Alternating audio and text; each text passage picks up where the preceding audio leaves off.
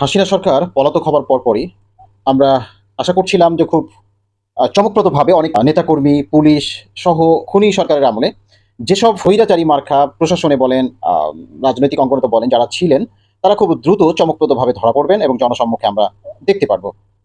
কিন্তু একটা জিনিস কি আপনারা খেয়াল করেছেন? হাতে গোনা মাত্র কয়েকজন, তাও আবার ওই ২-১ জন ছাড়া, যেমন আমি যদি স্পেসিফিক নাম ধরে বলতে পারবো, সালমান এফ রহমান এবং আনিসুল হক ছাড়া, আইনমন্ত্রী এবং সালমান এফ রহমান ছাড়া বাকি যারা এই পর্যন্ত গ্রেপ্তার হয়েছেন তারা কিন্তু আসলে নাম কাওস্তা গ্রেপ্তার হয়েছেন। পলক কিংবা আনুষঙ্গিক যারা গ্রেপ্তার হয়েছেন তারা কিন্তু সেই মানের বড় নেতা না, বা তারা কিন্তু সেইভাবে আসলে উচ্চবাচ্য করে নাই, বা সেইভাবে তারা কিন্তু মানে রাঘব বোয়াল না, টপ সারির না। আমি টপ সারি বলতে বোঝাচ্ছি, যেমন যদি রাজনৈতিক অঙ্গনে বলেন তাহলে স্বরাষ্ট্রমন্ত্রী আসাদুজ্জামান খান কামাল, ওবায়দুল কাদের, এছাড়াও আরো যে প্রশাসনের যেমন হারুন, এরপরে প্রশাসনের বিপ্লব, এরপরে প্রশাসনের আরো বেনজির বলতে পারি, এরপরে প্রশাসনের মনিরুজ্জামান সহ যারা একেবারে প্রশাসনকে দলীয়করণ করে ফেলেছিল, রাজনীতিকরণ করে ফেলেছিল এবং অত্যাচারের সর্বোচ্চ সীমায় এবং কথাবার্তায়, চাল চলন, বডি ল্যাঙ্গুয়েজ, অ্যাক্টিভিটি যে যারা নিজেকে একেবারে পুলিশের জায়গা থেকে অন্য একটা জায়গায়, মাস্তানের জায়গায় নিয়ে চলে গেছিল, তাদেরকে আমরা এখনো ধরাছোঁয়ার বাইরে, বা তাদেরকে ধরা গ্রেপ্তার দেখতে পেলাম না। মাঝে মাঝে দেখতে পাই এই গ্রেপ্তার হয়েছে, এই হারুন গ্রেপ্তার হয়েছে। ৫ই আগস্টের পরেই আমরা দেখলাম, আমরা বেশ নির্ভরযোগ্য জায়গা থেকে, বিশ্বস্ত সূত্র থেকে, বিভিন্ন জায়গা থেকে আমরা বুঝতে পারলাম যে, জানতে পারলাম যে এই হারুন ধরা পড়েছে, কিন্তু আজ পর্যন্ত হারুন কোথায় আছে? হ্যাঁ, আমার মধ্যখানে শুনলাম সিএমএইচে আছে। আপনাদের সবার এই প্রশ্নগুলো মাথায় উকি দিচ্ছি আমি জানি।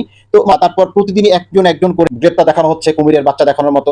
এগুলো কেন লুকোচুরি করা হবে? এগুলো কার নির্দেশে লুকোচুরি করা হচ্ছে? হাসান মাহমুদ বেলজিয়ামে, তাহলে সে গ্রেপ্তার হলো ৬-৭ তারিখের দিকে, কেমনে সে বেলজিয়াম এখন থাকতে পারে?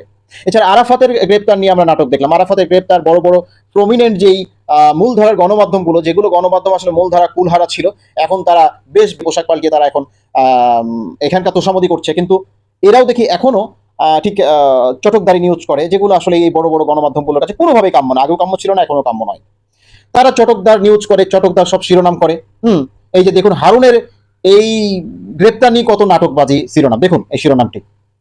এছাড়া বিভিন্ন ধরনের কত ধরনের চটকবাজি তারা শিরোনাম করছে। এই ধরনের চ্যানেলগুলোর কাছ থেকে আসলে এগুলো আমরা কাম্য না। তো যাই হোক, সেটা একটা বিষয় তো রয়েছেই, কিন্তু এখন আমরা যারা জনমানুষ, শিক্ষার্থী সহ জনতা, যাদেরকে আটক দেখতে চাচ্ছি, যাদেরকে আইনের আওতায় দেখতে চাচ্ছি, তাদেরকে আমরা দেখতে পাচ্ছি না। কিসের নাম পাওয়া কিছু নেতাদের প্রতিদিন আমাদেরকে একটা একটা করে কুমিরের বাচ্চার মতো আয়স করা হচ্ছে। এখনো কি প্রশাসন মনে করে আমরা জনগণ, আমরা সাধারণ শিক্ষার্থী জনগণ কি বোকার রাজ্যে বাস করছি? যদি বোকার রাজ্যে বাস করছি মনে করেন, তাহলে আপনাদের যে করুণ পরিণতি হয়েছে এর জন্য কিন্তু আপনারাই দায়ী। আর এখন যদি আপনারা এখনো বোকার রাজ্যে বাস করেন, তাহলে মনে করবো আপনারাই সবচাইতে বড় বোকা।